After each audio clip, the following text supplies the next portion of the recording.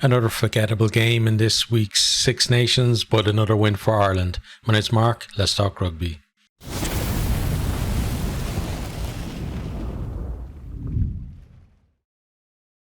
The other two games this weekend weren't up to much, and this one didn't really set the world alight either. But Ireland against Italy, it's often scrappy. Ireland making a lot of changes, and for a team that is normally so consistent with selection, you do have a few bumps in there, and then Italy themselves weren't up to that much. But let's go through the game. So Italy, they do have some early possession and territory. Ireland aggressive at the breakdown, but Henshaw gets themselves pinged for hands on the ground. Garbisi has a chance to put Italy in the lead. His kick, though, isn't very clean, falls short. And that was really the last chance that Italy had to score in the game, a last, at least, clear chance. Henshaw then, looking lively early on, he's straightening the Irish attack as well when it's needed. Almost gets clear on one occasion, but for a well-timed tap from Menoncello. That did get Ireland on to the edge of the Italian 22, though, to keep it going. McCluskey then carries it well. Casey spots a gap and puts Crowley through it, and over he goes to score. Well worked try, and it all started actually from a quick tap from Keenan, who made major ground coming out of the Ireland 22. Casey missed the very kickable conversion is 5-0. Joe McCarthy then wins a penalty to allow Ireland to get back to the edge of that 22. Then there's a deliberate knock on. Ireland go to the corner. Maul gets halted, so they spread it, but low, knocks on under pressure from Garbisi. Decent defending from Italy there. Italy then work it up to the Ireland 22. You have some decent intricate play, but then it's spoiled by just a wild pass from Ioane, completely behind everyone and to no one, just into space. Lowe gets there first and turns the ball over. I'm feeling like, if Italy can cut the errors out and be a little more patient, they will craft some scores today, but that, unfortunately for them, never really materialised.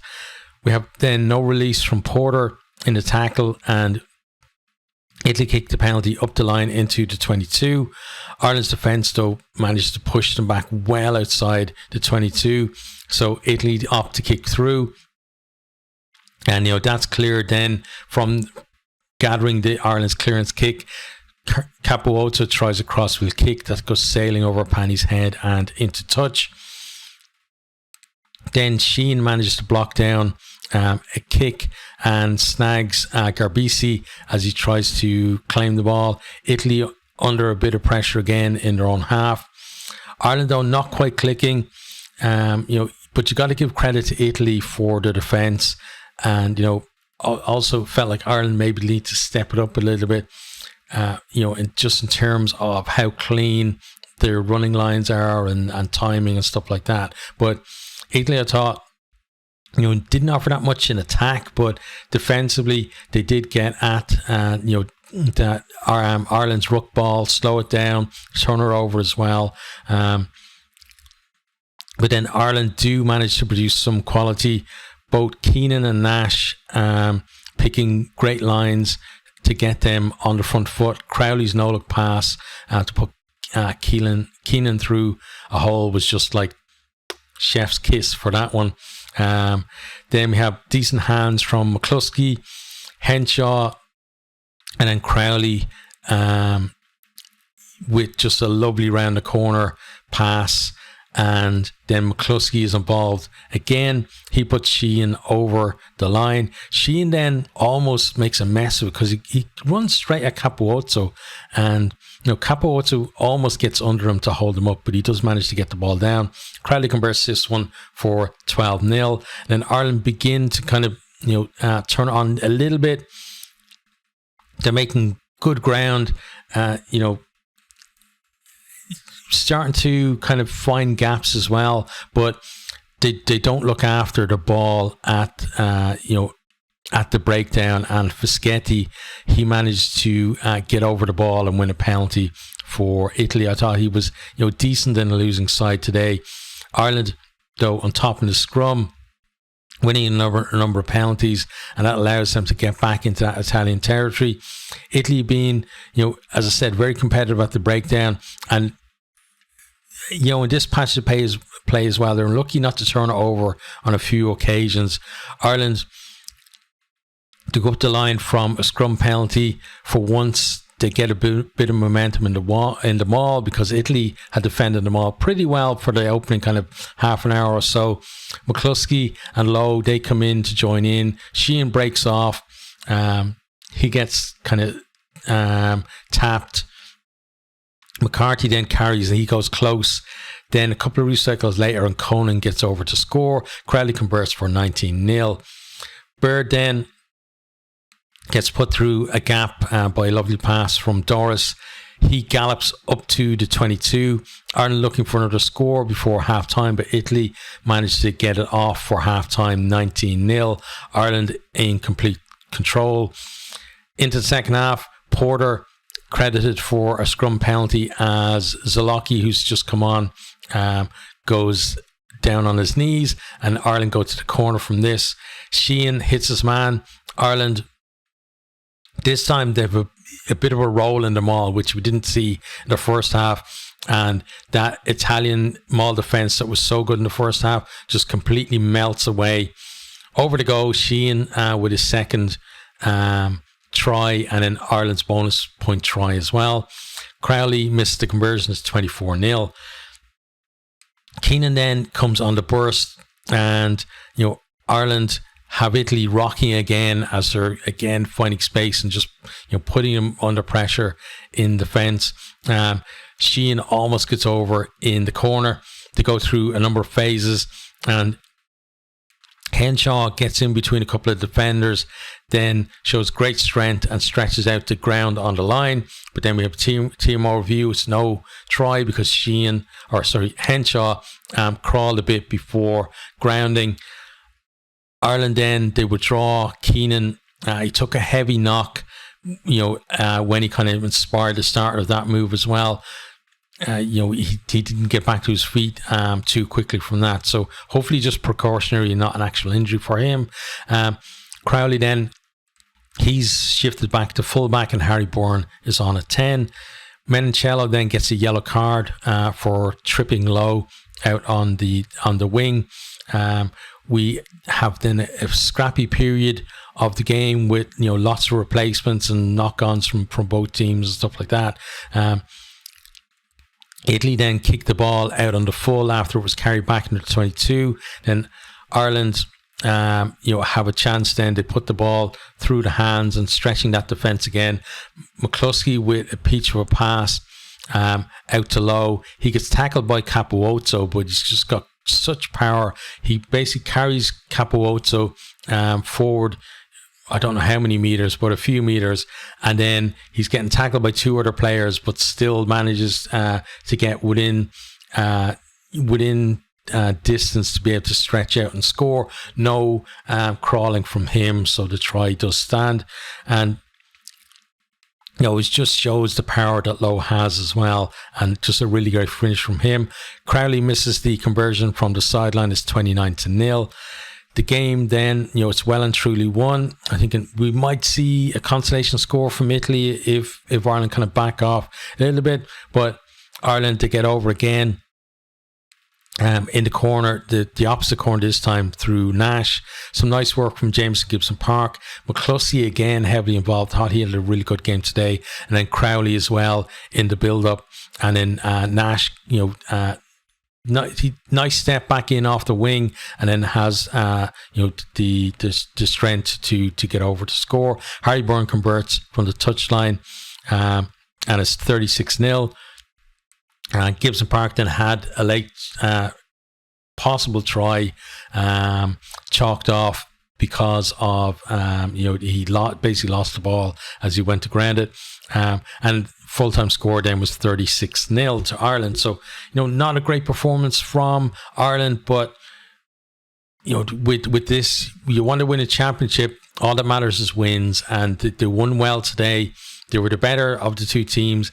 Italy certainly went backwards from last week as well, and you can see there's a lot of work-ons for them, but also a lot of work-ons from Ireland. But let's have a look at some of the stats from the game. So we'll start with possession was, let me just refresh it here, because sometimes it can be, okay, it seems okay. So 63% to Ireland, 37% from Italy. So Ireland with the bulk of the ball, and then territory as well, 61 to 39. So, Ireland just not really giving Italy any kind of into the game at all. Then tries scored 6-0, carries 172 to 75. Meters carried 1,046 is a monster number from Ireland, 406 from Italy, and then meters gained 607 from Ireland to 244 from Italy. Those meters gained by Ireland, especially in a display where they didn't look anywhere near their best. It really is a great return. And when you look at some of the other games this weekend, that's more than some of the other teams manage just in meters carried, not meters gained. Line breaks then says all, 12-1, that Ireland defence doing so well to prevent any line breaks from Italy, especially with the dangerous Capuozzo back there as well. Defenders beaten then, 35 from Ireland, 17 from Italy. Total passes 253 to 97. So Ireland, more than 150 passes above Italy. Offloads then 13-4. So especially with you had the likes of McCluskey, Crowley, and Henshaw there with a lot of those offloads. Handling errors then just 15 from Ireland, which when you see how many carries and passes, etc., is decent. They'd still like to kind of improve that and get it maybe down to single figures if they could. But 20 from Italy is a bit of a worry for them, given that they had a lot less of the ball and a lot less kind of interactions with the ball as well. To have that many handling errors, definitely something to work on. But this Italy team, they're at the start of their process, whereas Ireland are certainly, I wouldn't say they're not in a rebuilding phase, but there's a little bit of transition of kind of just bringing some more players into the picture as well for them. So Italy, they will improve. I expect Ireland to improve on this as well, but there's certainly a lot for Italy to do. But it looks like they do have the players to be able to do that over time. Turnovers conceded then, 12 from Ireland, 14 from Italy. So, and especially in that scrappy period in the game where the ball was going back and forth, and Italy were being kind of, as I said, very competitive at the breakdown. On to kicking then.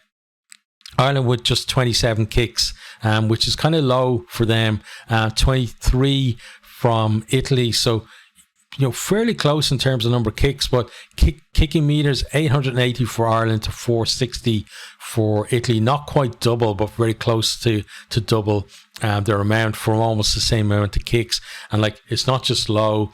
You got Crowley in there as well. Getting those high meters for Ireland. I thought Casey had a really good game as well, kicking from the base of the ruck as well. And yeah, overall, decent but not great by Ireland, I think, in many aspects. Tackles made then, 91 from Ireland, 209 from Italy, again being made to work very hard. Tackles missed, 17 from Ireland, 35 from Italy. So tackling percentage, Ireland 84, Italy 86. So Italy tackling percentage higher, but we talked about before, Ireland's defence is not just based on that, first up tackle, the kind of defensive line. There's a lot of good scramble that goes on there. I can see that when you looked at, Ireland missed, a higher percentage of the tackles than Italy did, but Italy only actually made one clean break. And, the only way that makes sense is if that scramble is actually working, and it did work pretty well today to keep Italy fairly quiet on the whole. Penalties conceded then, Ireland at 11. Definitely want to improve that for when they've got Wales up next. They'll want to get down into single figures and kind of lower single figures as well. Italy at 9. But like the penalties, they conceded a lot of penalties in the scrum as well. So that's something that they'll want to work on. Free kicks then, 1 from Ireland and 2 from Italy there. And then, 1 yellow card as well for that trip by Menoncello for Italy at a point of the game where they really couldn't afford to be down a man, and when they're trying to get some kind of foothold in the game in that second half. Breakdown then, Rooks won 119 from Ireland, 63 from Italy. Rooks lost 5 from Ireland, 2 from Italy. So you can see again, Italy getting in there and turning Ireland's Rooks over a few times there, and then a couple of other times as well where they came very close to doing it too. And on another day might have had a little bit more success on the back of that as well.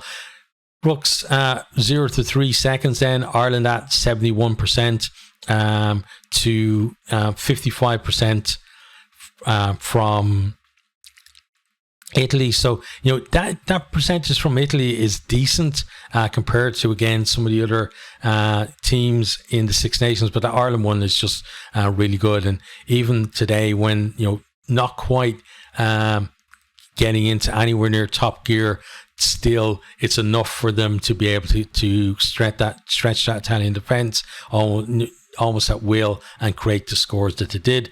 4 to 6 seconds then, 23 to 29, a bit closer. But then Rooks over 6 seconds, 6% for Ireland is such a low number. And it's probably, like, I'm going to look at some stats in the kind of intervening in the week off, and this is one that I want to look at as well, is how everybody's ruck is going in terms of, like, I'll have to do some calculation myself to see how it is, like, as an average for each of the teams, but it's one I'm excited to have a look at. 16% for Italy is decent as well, keeping that number kind of low, and you can see that just based on those numbers that there is the kind of beginnings of something decent from Italy from that. Now, there has to be a caveat there that, Ireland didn't have as many breakdown threats as they normally would on the field, and they weren't as aggressive on Italy's, ball either, in terms of actually going after the ball and looking for turnovers. So, take that with a grain of salt. On to then set piece. So scrums won, 8 for Ireland, 4 from Italy. Ireland with no scrums lost, and Italy with 1. Lineouts then, 13 won by Ireland and 9 by Italy. Lineouts lost, 0 from Ireland, 5 from Italy.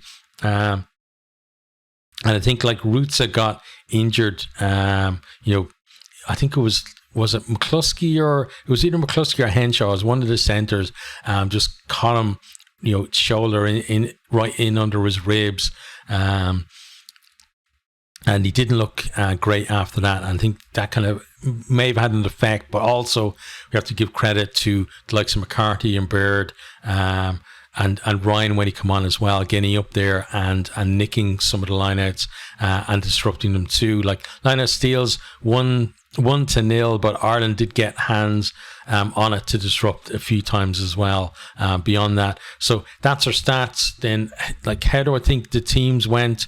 So I said, not great performance from either team. Italy, they'll be disappointed that they'd never really got any kind of chance to use any of their attacking patterns close to the Ireland line, or to get the ball in the likes of Capuozzo's hands in decent space. So it's hard to kind of, to look at that and say that, they've made progress from last week, because I thought they were better last week, certainly against England. But the aggression at the breakdown is a good thing to see from them, because it means that, we know that Italy can be good on quick turnover ball, and that's what we're trying to get from Ireland today. And I think they'll have more success against other teams as well in the Six Nations. I can see them, if they continue like that, see them getting a try or two from kind of situations like that. It was it's a pity really that Rutsa got injured, because it felt like himself and Canone forming a decent partnership there in the second row. I hope Rutsa now isn't out for a while, because I think they said in commentary is like 12 starts in a row for him. So he was really the rock in that second row. So if he's out, then there's a bit more disruption in there in a part of their pack. I think that they need to kind of pin down their partnership in there. Then the back row, Zuliani had moments when you could see why he's a decent option to come into that back row. But I felt overall like the back row was outdone by their Irish equivalents.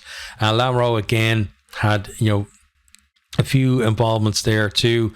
Garbisi and Varney, that 9-10 combination obviously didn't go as well as the two Garbisis the previous week, and maybe they'll revert to that now. But still, you've got to give Varney a chance in there as well. Like he's a decent player. It's just that for most of the team, things didn't go their way this week. I thought Pani looked okay on the wing. Like he didn't look worse than the rest of the team, is probably a good way to put it, because last year I felt like he was only in the team because some of the first choice players weren't available. Maybe though next time they will actually bring Alan back in at fullback and maybe shift Capuozzo onto that right wing, and maybe Pani will either be on the bench and maybe Maury drops out of the matchday squad, or maybe Pani drops out of the matchday squad. You'll have to see on that. But I think Pani's done enough to at least be considered for another go at some point in the tournament. There's other players I could talk about, but let's get on to some Ireland performances. Again, I thought that Andrew Porter had a decent game, so it's 2 on the bounce for him. I thought he went much better in the scrum this week as well, and I thought overall Ireland scrum went much better. They did kind of when Beelum and Porter went off, and then you had Lockman and O'Toole coming on. They took a little while to find their feet, but once they did, They were kind of continuing that dominance that Ireland had as well in the scrum. So that was good to see, because sometimes we see a drop off. O'Toole, when he come on, like he wasn't as busy as he was last year in the Six Nations, but he didn't get as many minutes either. So hopefully he gets more minutes later on in the tournament. Thought Sheehan was excellent. Kelleher did well when he come on too. Joe McCarthy outstanding again, and James Ryan in there too with him, but I think it's probably going to be Ryan back on the bench next time, and then Byrne back into that second row. But Ryan is a class act as well, so he's a great option to have in there. Bird went well in the line out. Some decent carries, especially that break that he made, where he went from like inside his own half up to the Italian 22, and then it was Doris that put him through that gap. Doris, kind of a quiet game for him, especially, not in his natural position, but still kind of led the team well from captain. Conan had a decent game at 8 as well. Then into the backs, Casey had a couple of mistakes, but I wouldn't really call that against him, because a lot of the team had a couple of mistakes today, and some people will focus on that and say, oh well, he shouldn't be, maybe he should be behind Murray, not even considered to be up there near Gibson Park. But I thought overall he had a decent game, and that's what we need from him. We need him to be able to come in and do a job when he's needed to, and he needs more time in the shirt, and he needs more time with different combinations as well at 9-10. Crowley, another decent game from him, maybe not great from the tee, but overall kind of running that back line, I thought at times he was excellent. Then centres, Henshaw, McCluskey, it's a different option than we've had for a while in terms of like both have that kind of, they can both be direct, they can both step, and they can both have lovely offloading game as well, and distribution as well from them. Some of McCluskey's passes really were excellent today, so it's great to see. Hopefully we see him again in the tournament, and not just because somebody is injured. I hope he's given a chance in one of the other games. But with the depth there, it's kind of difficult for him to get that game time as well, because you look at the likes of Aki and Ringrose, and they're probably our first choice centre pairing at the minute. Wings then, Lowe finishes try well, kicked well for the most part. Maybe some that he'd like to have back, but decent game for him. Nash as well, I thought he got a little bit more involved than he did last week. And then Keenan at fullback, some really good kick returns from him, really picking nice lines as well, coming up into the line and getting involved too was good. Again, hopefully he's taken off just as a precaution and he's not actually injured. And then the bench as well, when they come on, I thought most of the players had some kind of decent impact, which is nice to see. So Ireland, not a brilliant performance from them, but they're 2 from 2, and at the moment only England can say that as well. So you can't complain too much about it. And as I said in the preview, that Ireland-Italy generally is a scrappy game anyway. And to win a scrappy game 36-0, and then to have those work-ons, for 2 weeks now, where the guys can get their heads down, get a bit of recovery in, but also work on some stuff that didn't quite come off today, means that they should be well prepared then for Wales's visit to Dublin. And I basically, to sign off this week of games, is that I'm not too sure anybody on the planet is going to rewatch all 3 of those games in their entirety ever again. They'll probably be like going to some vault somewhere and dropped into the sea or something. Would probably be the best thing for them. But we will have a roundup of this round coming up during the week.